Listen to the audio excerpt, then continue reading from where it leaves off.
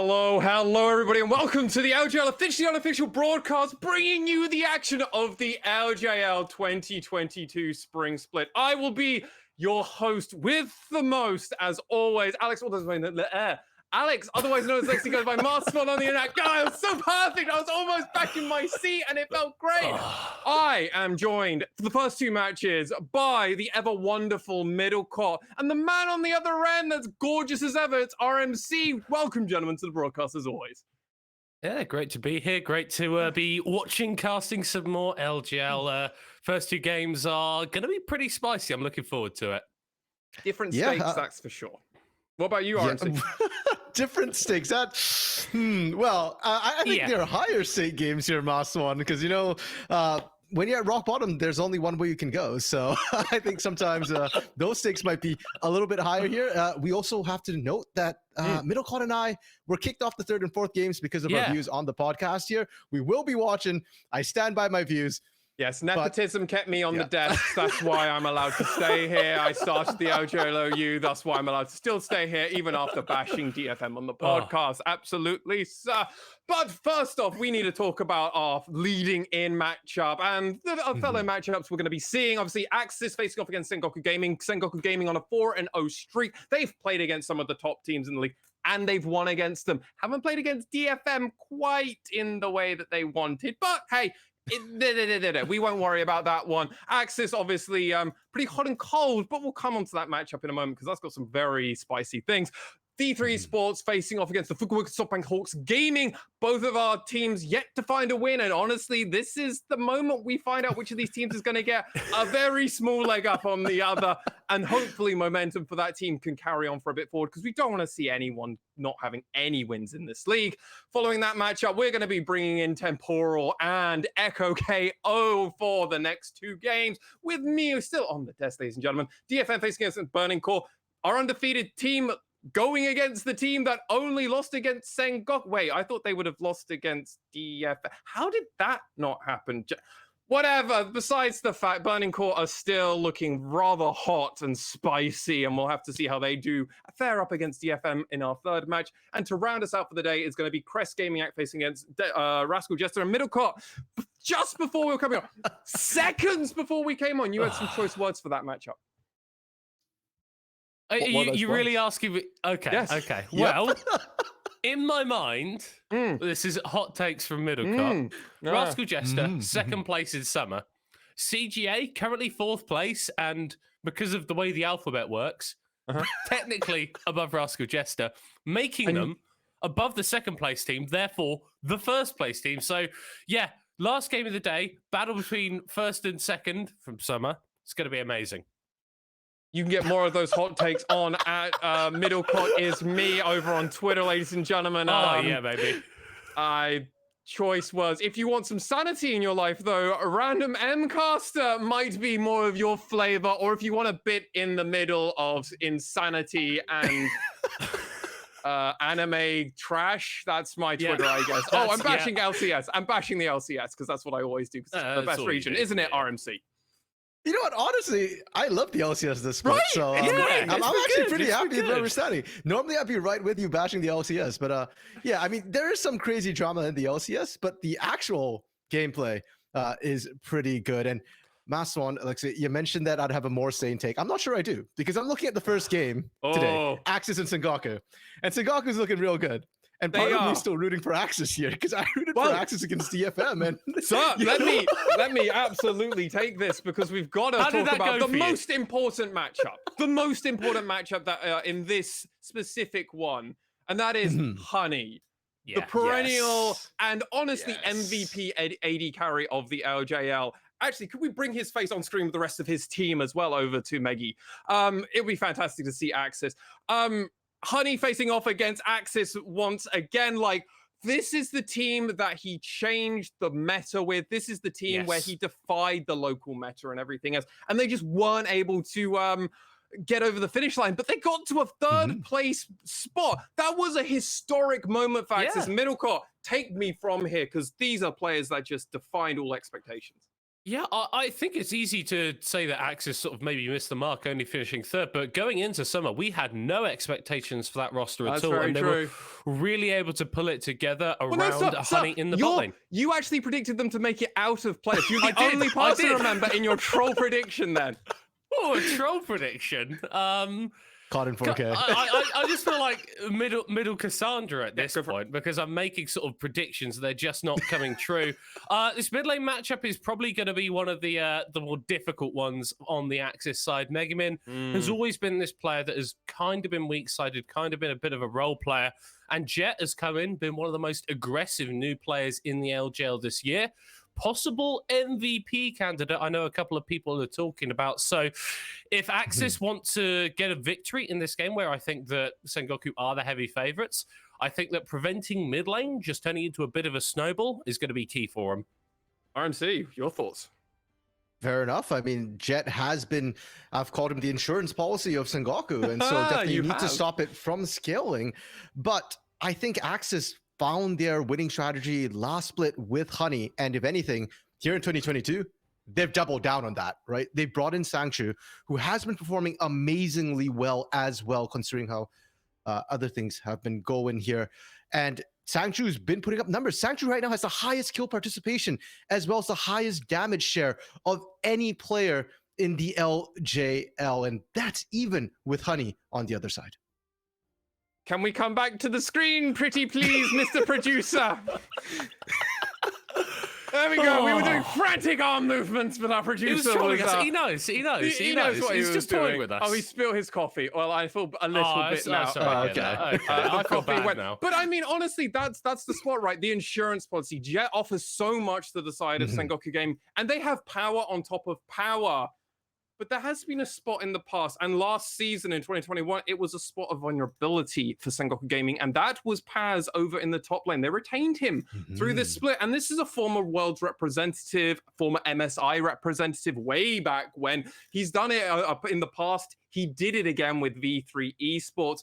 Paz facing off against Yellow Yoshi, who has honestly said, I'll either play Malphite or I'm going to play Enchanters, and I'm going to do random stuff. RMC, I'm going to come back over to you for this one. What are you expecting this matchup to look like? Well, actually, you say that Paz is facing off against Yellow Yoshi, but do we know that for sure? Because Yellow Yoshi spent literally half his games not even in his lane, right? Yeah. He's played 6 games, 3 of which he actually laned, 2 on Malphite, 1 on Urgon. The other 3 games, he was on supports, and he was just not in lane. He's got the lowest CS differential at 15, a -60, because he keeps doing that. And the funny thing is, if you take out Yellow Yoshi, Paz actually has the second lowest CS differential at -16 at 15 minutes there. They play a Lulu game. Yeah, they played a Lulu, but the Lulu game wasn't. Well, no, I guess it was still roaming support. It didn't roam as much as Yellow Yoshi does. Like, Yellow Yoshi doesn't even lane. So I actually don't know if this matchup is going to be a top lane matchup, or whether we do see AXIZ go back to that roaming support, which has served them so well up to this point, and just completely decide to not lane all in Sangchu. I wouldn't hate it. I do think that's sort of their highest win percentage strategy here. And you know what? Like, it does avoid the whole issue of, can Yellow Yoshi actually lane on tanks? Yeah, I mean, it's an effective way of doing that, but I want to come over to you, Midakot, and talk about the jungle briefly, because we've not mentioned those 2 players, and these are some important players because they've done some heavy lifting for both of these teams. Swamp facing off against Once obviously previously known of Burning Core, and was a pillar of just praying to, because that was the only way it felt like Burning Core could win games in the past, and Swamp's come in and defied expectations. I think it really has. Alongside Sanctuary, I think another one of the 2 main players to talk about in terms of AXIZ. He's been making a lot of aggressive plays. I really love watching him in the jungle, especially on his Viego. It's not a pick that we see a lot of the time, and I know some people are sick of it, but I think it just adds such like cool fantasies to the game. So I really like seeing that. Nation every time. Oh, exactly. Issue that I've got in the jungle matchup is that there's kind of a lane diff that surrounds it, potentially, well, definitely in the mid side. And so maybe that means that once, if he grabs something like his Lee Sin, is actually able to play a bit more aggressively than Swamp may like him to. So I feel like if we're talking about the jungle matchup, we can't do that in isolation of the lanes, because they can have such a big impact as well. I mean, obviously the jungle meta is very quickly changing, and something that neither of these junglers have actually played at the moment, nor have they actually had either of them banned against them, which I think isn't it. Well, actually, you know what? I'm going to take that point. I'm going to rescind that. I'm going to come back. I'm going to walk those last words back, because last split they didn't play it, and this split they've not played it. Whether they had the option or not, I'm not quite sure. I don't believe so, because it's been open. Uria Hecarim has been coming in. RMC, are we going to be seeing Bearman or Fast Pony running around these maps? With these two, no. Okay. All right. Dueling. Not. Well, dueling. All right, let's go. You know what? I will say that maybe Swamp might pull it out, but I don't see why Once would. Once, don't fix what ain't broke. And for Once right now, Xin Zhao, Lee Sin, J4, those work perfectly well. Well, you'll find out in just a moment, RMC, because guess what? Pick and ban phase is here, and it's my favorite part. Gentlemen, take it away. Let's go. Hey. I'm raring to go for this one, RMC. I always love seeing these sort of teams face off, and first game of the day, nice to get into it. AXIZ banning out, mid laners here. Jet is absolutely the focus. Yeah, and we discussed it already, right? The insurance policy, that really is the difference between these two teams, has been the secondary condition. So they're really trying to take it out. And we look over at what Sengoku's banning here.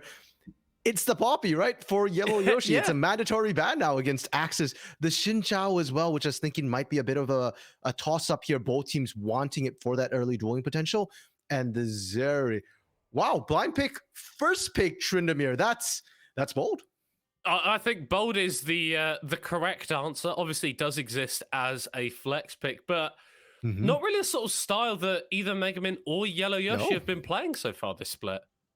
Not at all. It's a bit of a shocker. But then again, we look at Tryndamere, 96% presence in the LJL, most played and banned champion. It's been banned 19 times, picked 4 times, and it has 100% win rate. So I'm guessing somebody at AXIZ crunched the numbers and went, hey, let's pick something that's going to guarantee us a win here. And you know what? As you said, can be flexed. We'll see how that goes. For now, though, on the side of Sengoku, they've gone back to that Lee Sin we were talking about for Once here that can invade with strong lanes, and the Jinx, more importantly, the biggest hyper carry right now for one of the biggest AD carries in the league.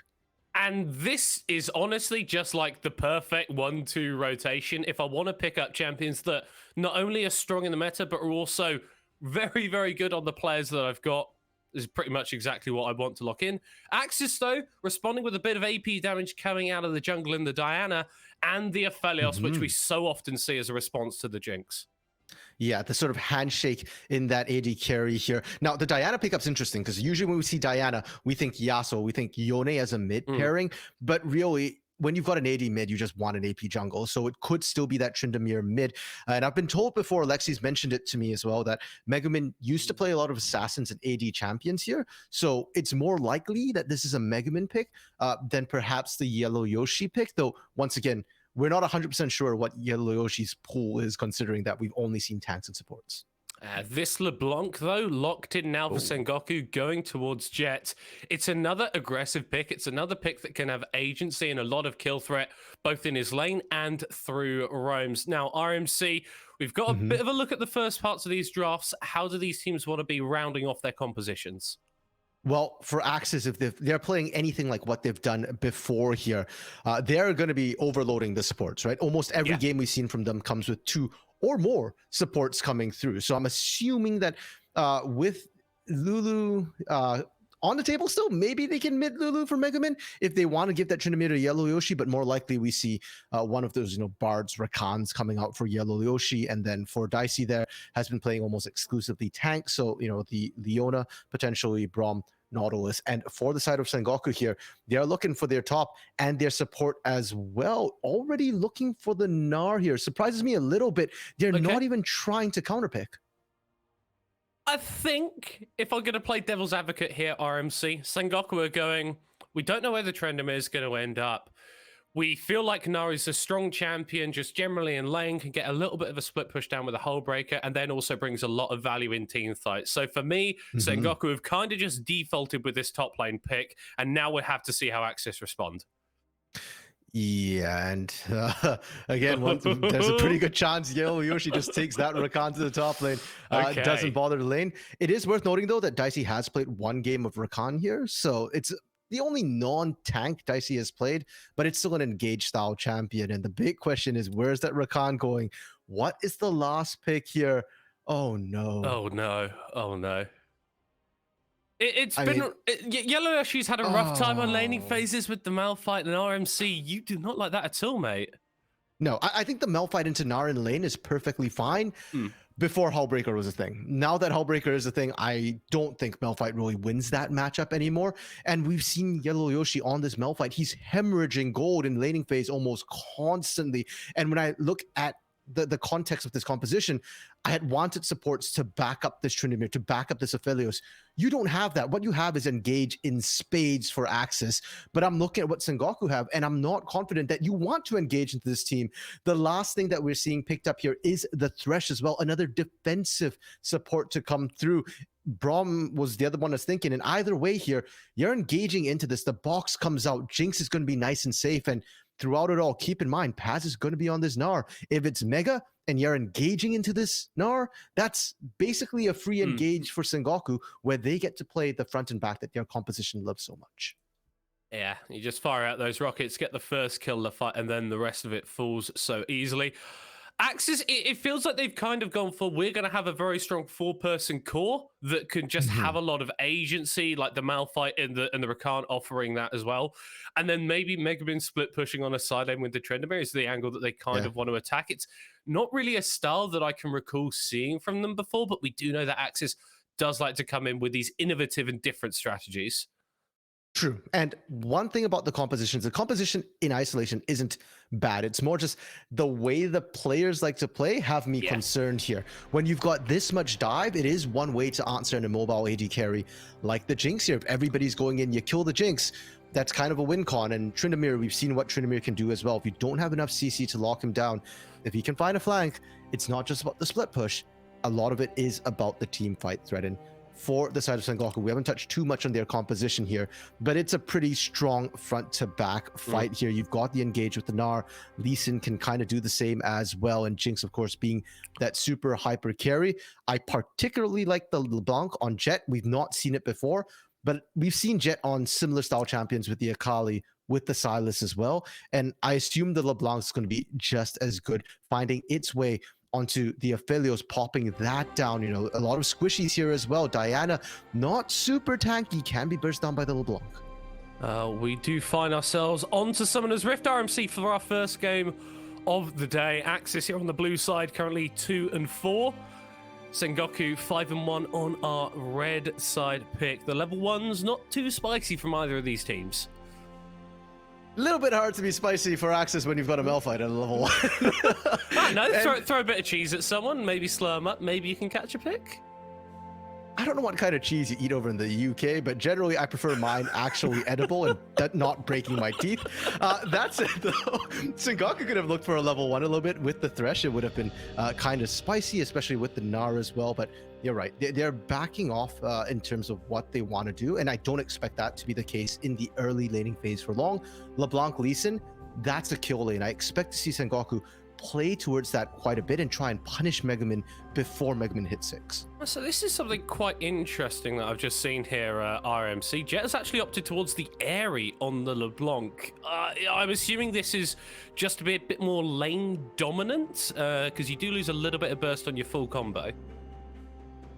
Yeah, as a Keystone, I'd say that definitely never compares to Electrocute or Dark Harvester, and I'm wondering if part of it might be for some of the other runes further down. Maybe they're thinking Gathering Storm with the LeBlanc. It feels a little bit odd, and I wonder if, you know, like we said before, Sengoku, is it the insurance policy here that if we screw up early, we at least scale up? The harass and the poke is good from Airy though, so at least in laning phase, it probably won't make too much of a difference. Megamin actually taken fairly low here. Jet does have Ignite.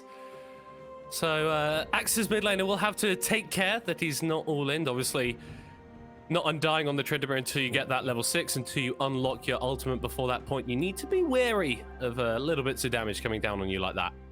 Yeah, and Megumin's got to be doubly wary because we already mentioned Lee Sin LeBlanc is a kill combo. And unfortunately for him, his jungler, Swamp, is going to want to power farm to 6. So he's probably not going to get ganks unless everything's absolutely gone to crap in his lane and he's going to die if he doesn't get back up. So we'll have to see how it goes. Tryndamere, though, is Tryndamere. Triple Reju beat is no longer something that you're allowed to start with. They have changed that up. But with the Doran Shield, Megumin will survive, but will probably just miss a whole bunch of CS in exchange. And I mean, that's kind of what his job has usually been for AXIZ, just survive in lane and then be useful a little bit later into the game. Sangchu on this Aphelios has been the main carry for them so far, and we highlighted this matchup with Honey before the game. It's going to be really hype. It's going to be two of these sort of big AD carries in the LJL right now. Not too much action is going to precipitate on this bot lane for the first few levels, though, I imagine. Not for lack of trying. I think every time we saw down in that bot site, NT was desperately looking for a hook. Dicey, on the other hand, not feeling too comfortable in this particular matchup. So if there is action, look to the side of Sengoku here or the jungle, if the jungles do get involved. Again, Swamp's waiting for that level 6 here. So it's all down to once in the early game here to kick things off. And the fact that we haven't seen one's gank yet, well, it worries me a little bit because you've got the Lee Sin who's very, very potent early. NT doing a little bit of warding. We'll spot out Swamp here. We'll be able to clear out that control ward. So a little bit of gold in the pocket, a little bit of vision school. That's always going to be nice. Yeah. Well, for now, though, passive start. It feels like, pretty typical of the LJL here. Unfortunately, middle caught, but I expect to see, I'm just waiting. Two more levels, and we're going to get our action coming through in spades. We touched on the fact that Diana's got that, but let's not forget Malphite as well. And the fact that Megumin might start feeling spicy when you know that you aren't going to die. And Sengoku's got to play around that. Their level 6 isn't quite as Jets. Chains connect. The Ignite drop down. This is going to kill him. Hey! First blood for Jet in the mid lane. Perfect. We Casa cursed it, middle caught. If we want action, all we have to say is it's got to be quiet. But yes, that is Jet's LeBlanc. That is why we like the LeBlanc pickup. And most importantly, that was a solo kill. No Lee Sin required here. You can do that again because now LeBlanc is going to hit 6 before the Tryndamere. And unfortunately, it's just that simple. Jet gets the level lead and punishes for it. You've got the Ignite that you mentioned before, and Megumin, you can lose CS, but you've got to be respectful of this here. You can do this at 50% this time. Next time at level 6, you can do it from 70. Was that a Time Walk Tonic corrupting potion stack to get the extra mana to cast Distortion? That's nutty. I love plays like that. And that's why we've been so hype on Jet, right? He's come in and he's been able to find these sort of small advantages, been able to get these leads in ways that we wouldn't necessarily expect. Swamp now going forward onto Paz, who is about to turn Mega, which forces the AXIZ jungler to just back away.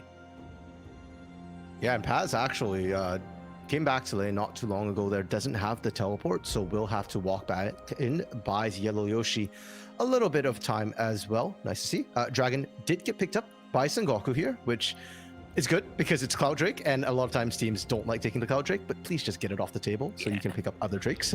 That's really what you're trying to do here, and Sengoku should continue to have pressure around that Cloud Drake here. Jet, level 7 now to Megumin, and should be able to maintain that level lead even if Tryndamere is undying. He doesn't have that much kill pressure on this LeBlanc. And I think the point is as well that if Megumin does pop that undying range and maybe Jet's in kill threat, just Distortions away, and then you are absolutely fine.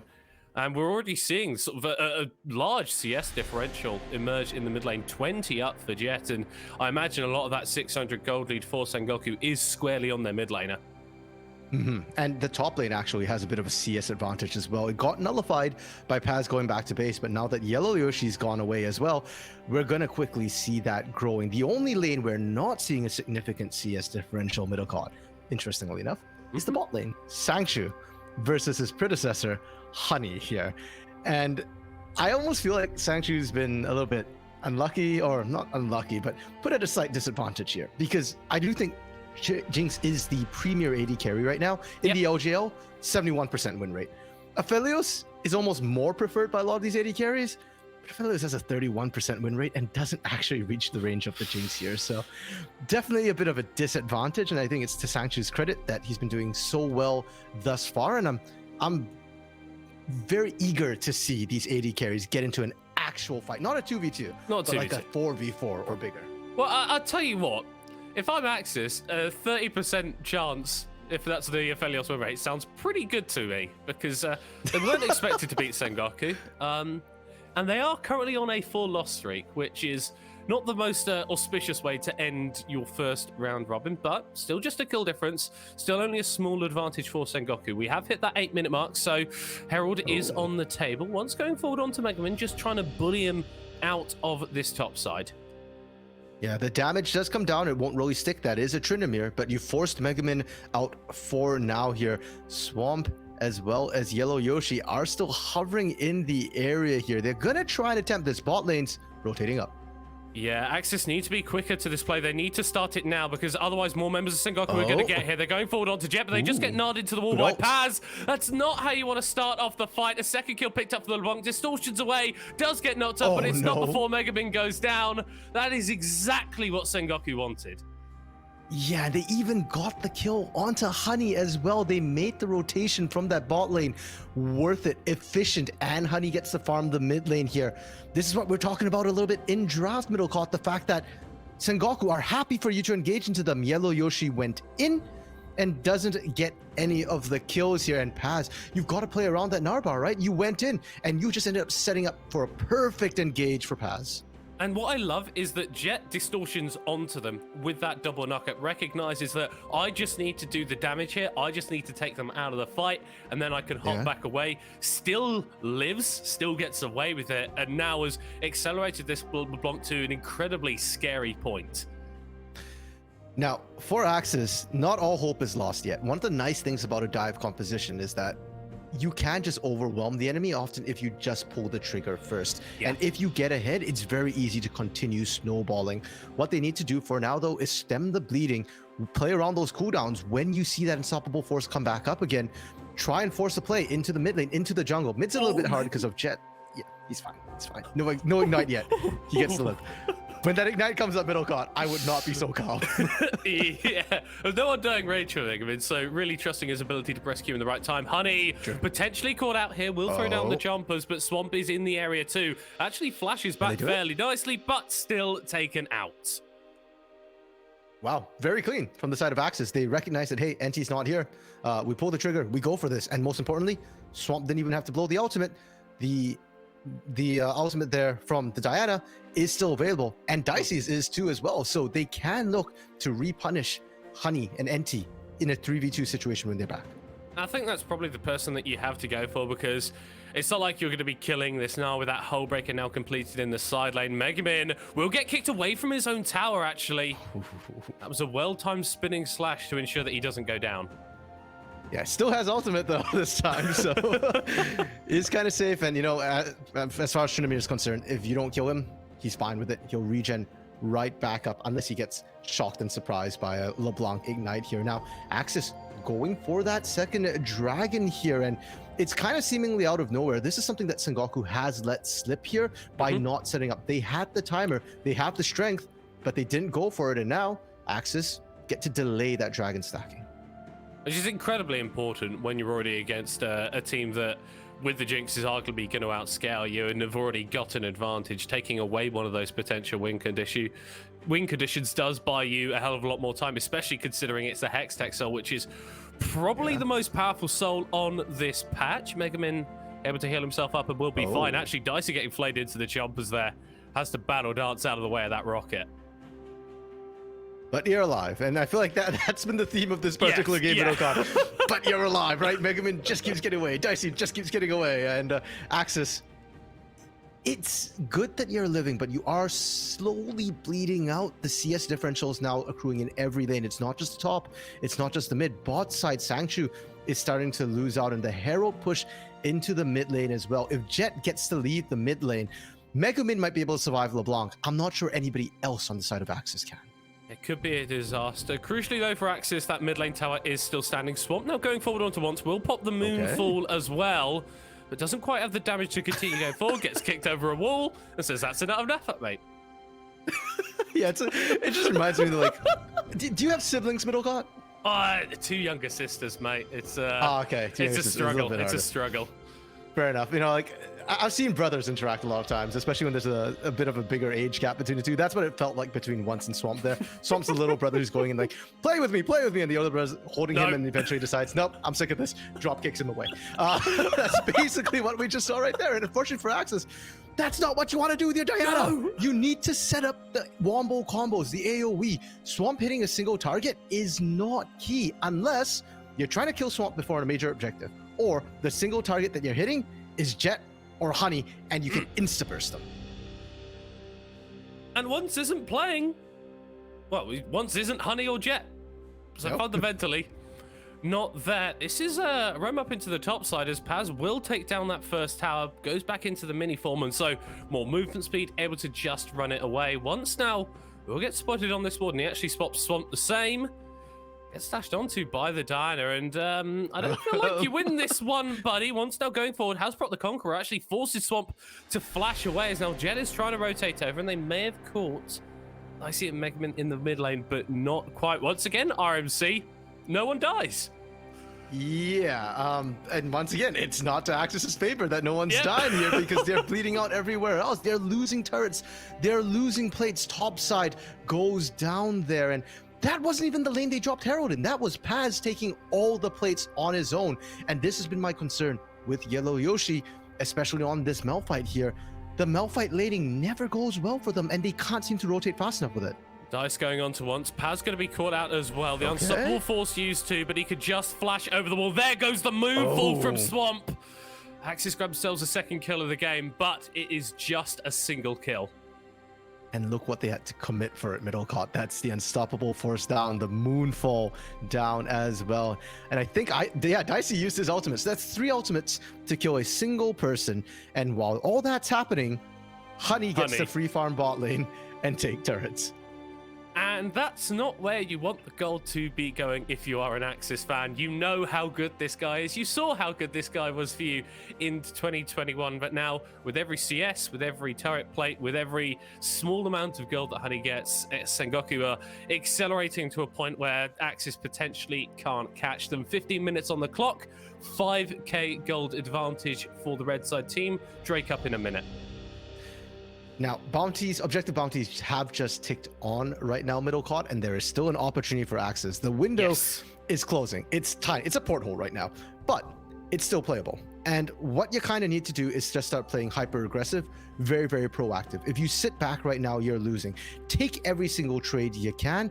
And when I say take every trade, I don't mean find kills. I mean find objectives. Every time you find a kill, go for an objective right after that. They got the kills mid. Well, they didn't take Herald, so they didn't get anything off of that. Dragon spawning up soon, and if you wait any longer, what I'm afraid is that Honey's going to start running away with the game.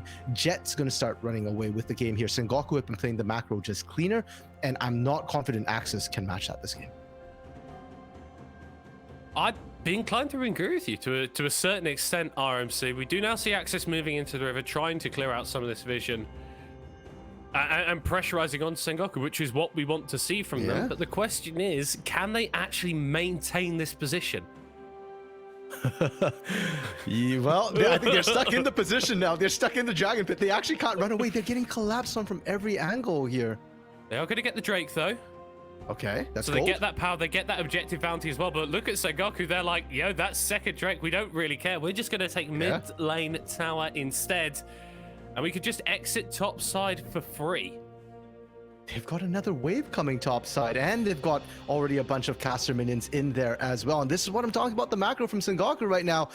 AXIZ needs to start pulling triggers. If not, Sengoku's just going to yoink you all around the map and just outplay you on the map. And they're trying to respond here. You see Swamp walking forward onto Dicey, but Sengoku really just don't want any of it. They're just going to back away. They're just going to take their time. They know that they're in the lead, and they know that AXIZ can still come back into this game, so they don't want to risk anything silly. They don't want to go for anything too aggressive. Middlecott, we got banned from the DFM game today, and I feel like we're still watching another DFM game right now. Sengoku... It feels DFM-ish. Yeah, it's really clean. Like, Sengoku's not picking fights that they don't have to. They won their lanes, and the kills were mostly from the laning phase here. It feels like they're just waiting for Honey to complete that second item, the rapid fire cannon, and then they say, okay, now we can potentially team fight. Now we can actually look to punish you. And they're just not taking any risks. Every time AXIZ goes for something, they're like, okay, you know what? We're not confident. You take that, we'll take something else. And it's a DFM play. And the scary part is DFM is the best team in the region for a reason. Sengoku, well, they're looking at second best for the exact same reasons. And if you could sort of play out this style, then maybe we start to have conversations about you in the same breath as DFM, and not just going, yeah, you're good, but you're not quite anywhere close to DFM just yet. I like that we're seeing this slow start at them. I would like to see a little bit more proactivity when you've got stuff like the Lee Sin and the LeBlanc, but I feel like it is just what you're saying. They're recognizing the strength that Honey is going to get to once he is on that 2-item point, and then I imagine the proactivity is going to start to go way up. Yeah, funny you should say that about the Lee Sin, because that's the same problem with steals kicked into the mid. Well, it's proactivity of a sort. Once was looking for something. Do you know what? Once he's bored, that is all that player is saying to me. He's like, man, I want to make something happen. But you made something happen. You don't have a flash or an ultimate anymore, which potentially will actually lower the proactivity of Sengoku in the long run. So good job there once. We'll be forced to ward up away as Paz is now being aggressed onto by Megamin. Yellow Yoshi popping the Chem Tank and using that ultimate to take out the Gnar. That's an easy kill. But Baron isn't up for another 50 seconds, at which point Paz is going to be back on the table. There's nothing really that AXIZ can get with that. No, and immediately you see, okay, they all went top. Great, you killed Paz. What are we going to do? Jet's going to try and take a turret bot. Now, won't be able to take the turret. This is a LeBlanc. But you're still getting an entire wave. You're still getting chip damage as well. And if nobody comes down to respond to this, there's no reason for Jet to leave. Just chills there, like in his environment, moisturized, in loving life. Actually double chaining onto Yellow Yoshi here. There's potential kill threat from Jet right now. Goes for with a distortion of the Sigil of Malice. And that's a solo kill onto a Malphite. Okay. Well, middle card, if you don't send anybody to bot lane to stop Jet, Jet's just going to stay here. There's no reason to leave. Well, they did send somebody, RMC. Nope, nobody went down. I don't know. Nobody went down? Nobody went down? Okay. Yeah, nobody's stopping Jet. Jet's still there, right? That's so obviously they didn't send anyone. Hey, looks like he's doing just fine to me. Oh dear. Yeah, Malphite's an armor tank. Doesn't do well against mages here. Now, I can see Gates that. being utilized. Could you? Because it was a magic trick. I didn't see anything. I blinked. And yeah, they're using the Hextech Gates to try and punish the Jet, but it's just way too late. Jet, oh my goodness. No. I don't think he's actually under too much threat here. Still has flash, double distortion available, so he could just chill here. I think the more members of AXIZ he actually draws to the spot side, the better for Sengoku, because Baron now on the table, 2-item Jinx. That is a lot of damage that you can pump into the big purple worm. Yeah, and Hull Breaker completed for Paz as well right now. The split push threat is unreal from Sengoku. AXIZ can't really respond to anything. They can't take a Baron fast enough. You can only kill one side of the map. And so far, Jet is 3-0-1. We've not seen any kill threat onto this LeBlanc. She's way too slippery, has the flash up as well, so they can continue to leave Jet pushing. I'd like to see Jet actually top side now and Paz bot side, ideally, because Jet doesn't have the TP, but Sengoku, looks like they might just go for the dragon stacking instead. Yeah, ways away from Soul. I guess it's a free pickup. And AXIZ would probably be fine with this. Like, the longer this game goes, the better a chance they've got of making this gold lead irrelevant. So going for a fight would be a little bit risky here, as Dicey's being caught out on the side by once, forced to battle dance himself away, but just gets kicked in the face. And that's one of your big engage tools for this upcoming fight that's not going to be available, RMC. Yeah, they still have Yellow Yoshi. They still have the Moonfall from Swamp. They have a lot of engage tools like we're talking about for Dive. But without the flank from the Rakan, it's not quite as scary. And you can see they've just been completely zoned out here. They're pinging Baron. This... Okay, I was going to say, if they do this, this is desperation. And they're going to die for it. Super Mega Death Rocket to the face. Just for even suggesting that they would start up a Baron. Obviously, Honey not too happy with that one. But... second Drake of the game for Sengoku, keeping that one stacking up. 2 items completed onto Jet and to Honey as well. 2 items on Paz. We got 2 items on everybody apart from the support for Sengoku. So I think if AXIZ were to opt into that fight, it would have gone very, very badly for them. So probably the correct call just to back away in that case. Yeah, but they still suck around. And the problem for AXIZ right now is that a dive comp, as much as we've said, has a lot of upsides. It has a downside, which is you have to go in eventually. Yeah. There is no other way of playing this composition. And Mega Man? Potentially caught out here by once, just spinning slash away. Nalisin choosing not to commit the flash and the kick in this scenario. Swamp shadowing this top side as well, as Jet is actually distortioning forward onto Mega Man, who's actually going to Gale Force back onto the block, but she could just lantern herself away. Ignite was invested, as here comes the Super Mega Death Rocket! Mega Man heard that one whistle past his ear, but ultimately still alive. Sengoku, though, have claimed a lot of control around this Baron pit, but the vision still there for AXIZ in some regard. Yeah, and Sengoku's... trying to make a play onto Jet, and they're going to find him as well. That is a big pick. That is a huge pick. That is the main threat onto Sanctuary in the back line. But once again, they're not in a position where they can really get anything off it.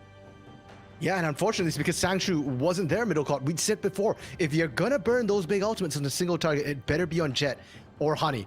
They found Jet. That's good. That's great. And now if Sanctuary were to rejoin the rest of the team, they actually have a fight that they can take. Yes, everybody on Sengoku's got 2 items, but for AXIZ, Sanctuary has 2 items, and that is absolutely critical and key.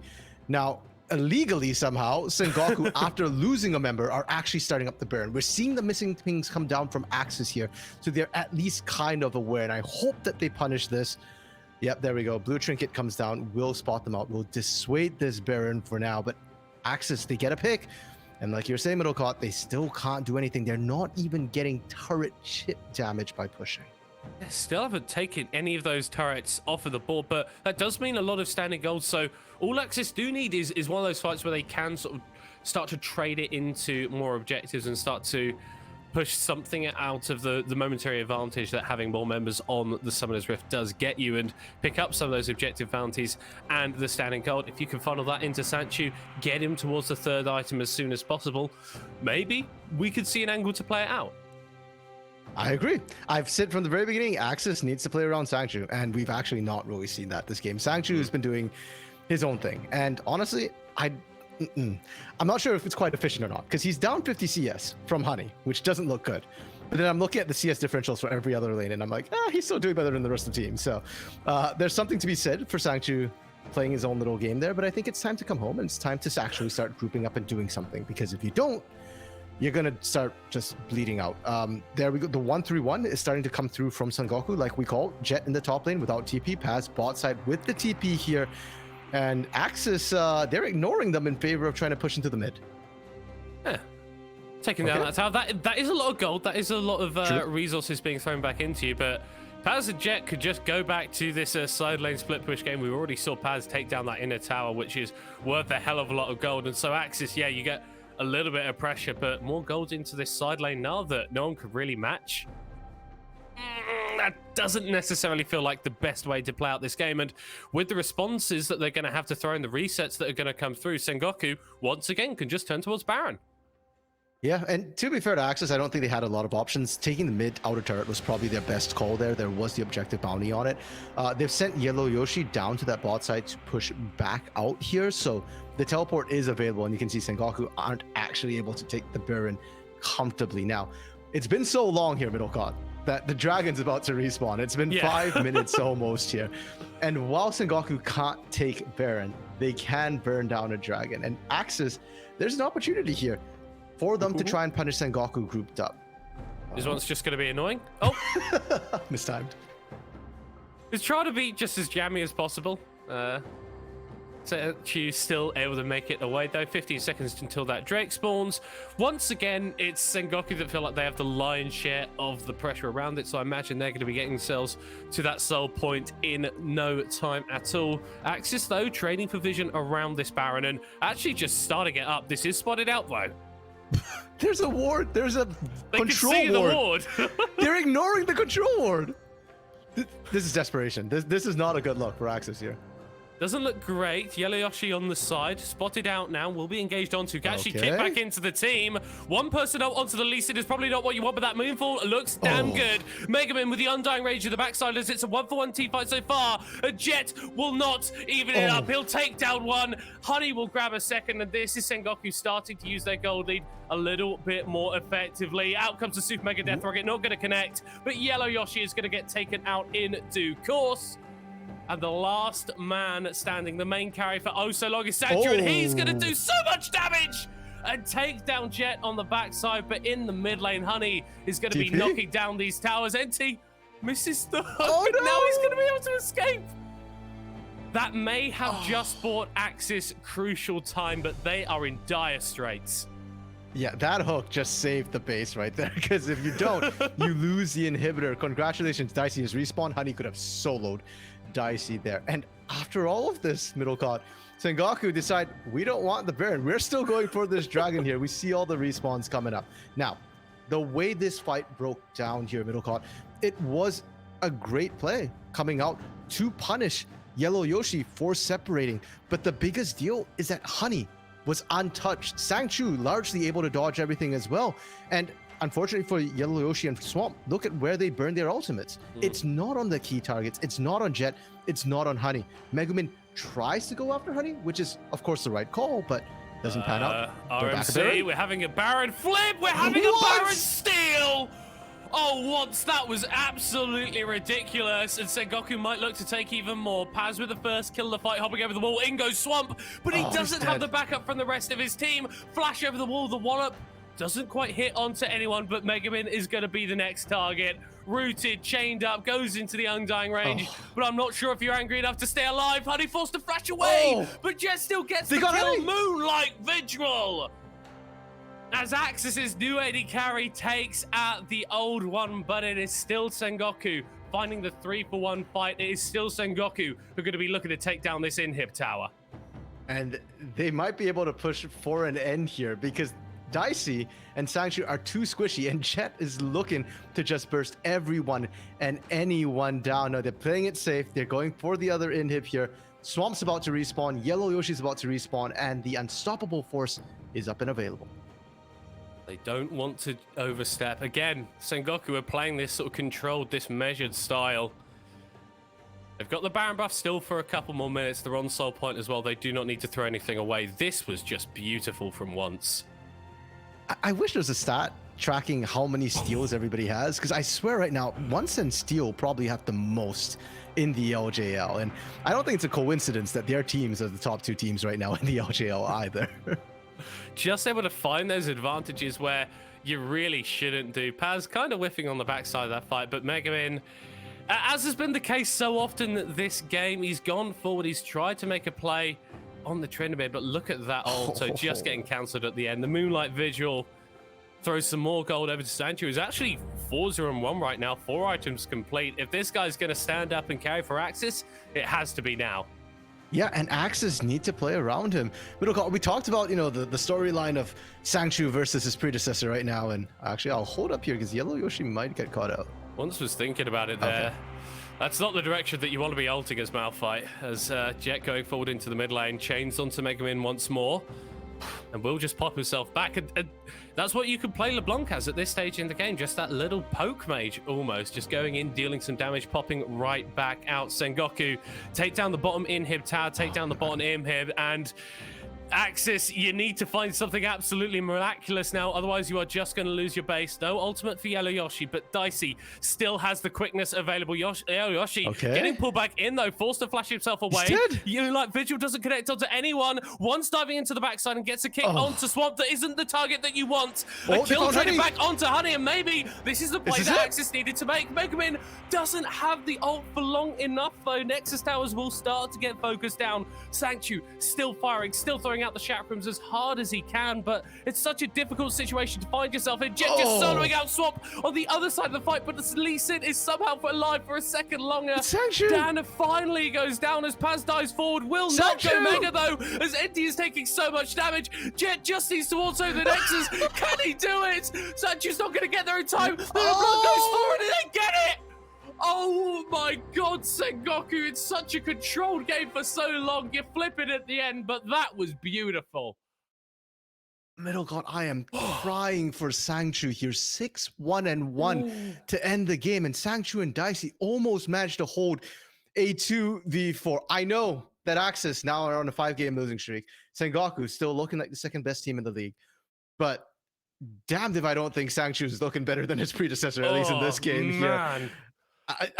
That one, he tried to 1v5. He really did. And he actually looked like he was so close. So close, man. It was a sad game for AXIZ fans, but I feel like Sengoku are feeling pretty good with their AD carry pickup in the offseason. Mid jungle probably as well. We're going to discuss that game in a little bit more length in a few minutes' time, so don't go anywhere. We'll be back right after this.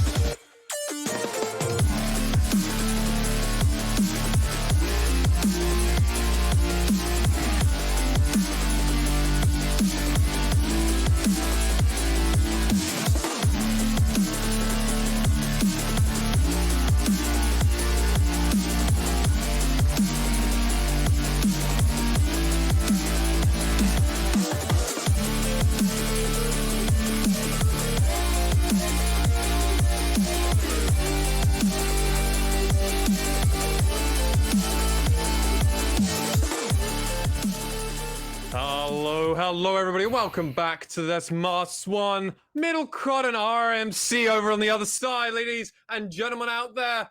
Sengoku Gaming were victorious, and I think it's fair to say expected, but was it quite in this fashion? And RMC, I'm going to have to come over to you first because you made a decisive call at the end there that Sangchu outlaned or even outperformed even his predecessor of Honey, who just beat him. Yes, I will stand by that statement. All of the game. Got more turrets than him, like individually, like actually did more for his team this game, I would argue. I would actually argue that Honey did less for his team because he had a team more around him. I mean, Sangchu didn't have a team. Okay, no, that's not fair to Dicey. What? Sangchu had an assistant. But Megumin and Yellow Yoshi that entire game. Yeah. Unfortunately, they weren't relevant. That's not to say they didn't try. They just simply weren't relevant. And so it was Sangchu v. the world for most of that game.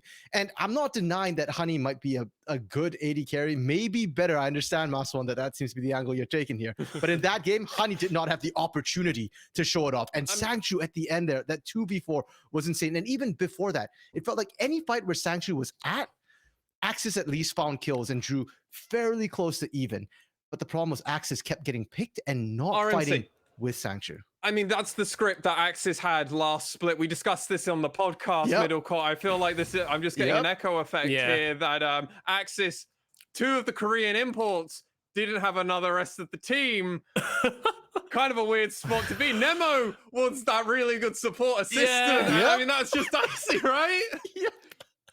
I think something that I've learned about the LGL in my albeit brief time here is that oftentimes you change the nameplates around, but fundamentally a team doesn't change.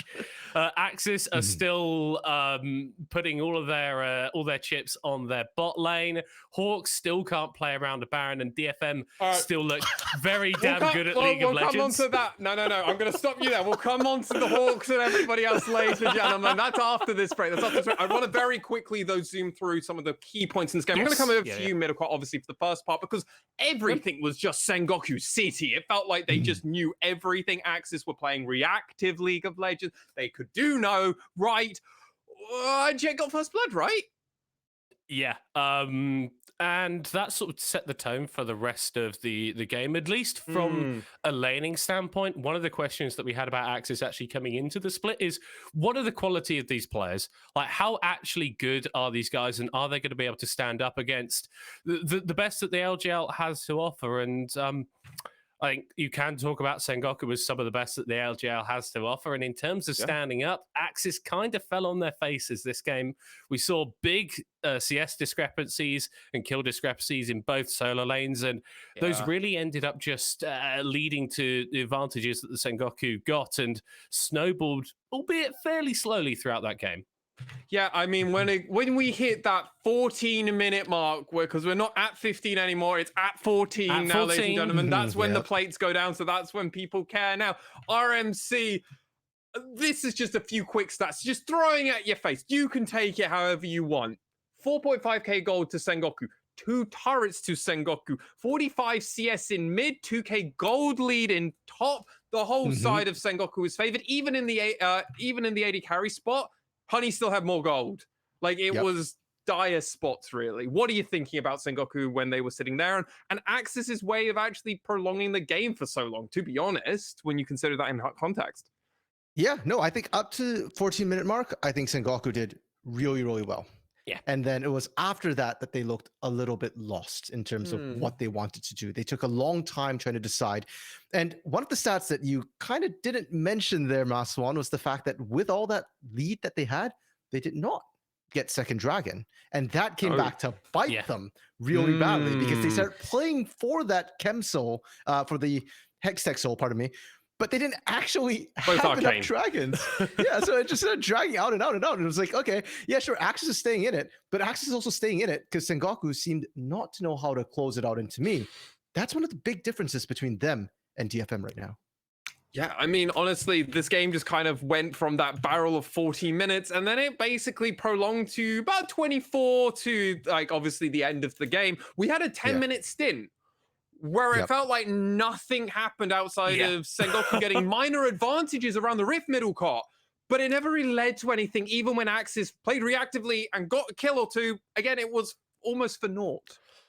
It kind of felt like a little bit of a facade at points, a lot of that mid-game. It was, we get one pick here, you get one pick here, and neither team really felt comfortable properly pushing for objectives. The number of times that we saw, well, AXIZ and Sengoku start up the Baron and then decide, actually, this probably isn't the best play for us right now, was getting a little bit silly at points. I don't think we got into pure Fiesta territory, but middle court, take me over to where that Baron steal happened, because I think that's a far more interesting thing to talk about rather than the 10 minutes of limbo that I set you up for. I mean, that's fair enough. Thank you very much, man.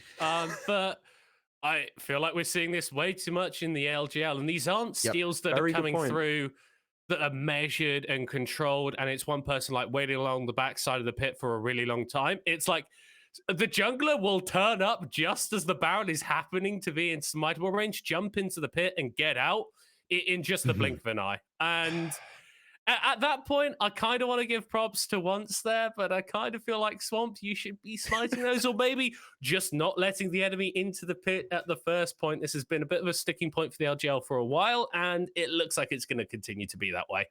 Well, we'll have to see if it continues that way. I mean, that was how, remember once, all that time ago on Pentagram, that was one of the ways he actually went to MSI. So, I mean, that you take the small ways. He was very good at stealing then. He was very good at stealing away from steel. So, I mean, hey, if you can do it there, you can do it anywhere. But I want to talk about a player very much to end our broadcast here. And while Sengoku were victorious, RMC, Sangchu. What a performance. Yeah. I came to you, I flamed you a little bit at the beginning. But he deserves huge credits and props here. Hey, man, if you're flaming me the way Sangchu flamed the enemy team with that Infernum, I'm okay with that, because that was sexy. Watching Sangchu try and 2v4 towards the end there. And I want to give huge props as well, not just to Sangchu, but to Dicey, because Dicey ran interference at the risk of his life. Coming to today, Dicey had the highest average deaths, actually, of all players in the league, which says a lot. And yeah, it's a surprising stat. I didn't expect it either. But watching to this game, I mean, that's why he has the highest deaths, because he's dying for Sangchu. When he dies, Sangchu makes his death worth it. It's a 2-for-1 in most of those situations. And yeah, I'm just so sad that AXIZ have such a clear win condition. Like you guys said, it's their win, it's their strategy from last year. They should know how to execute it. And they just don't. Like, if you had just played around Sangchu sooner, I think a lot of those fights would have been a lot closer, and maybe it doesn't look so one-sided by the end of it. Yes, absolutely. Gentlemen, though, we're going to go over to a short break at this moment in time. But in 5 minutes, we'll be back to figure out Fukuoka SoftBank Hawks Gaming facing off against V3 Esports. Ladies and gentlemen, you won't want to go anywhere. This is going to be an interesting one.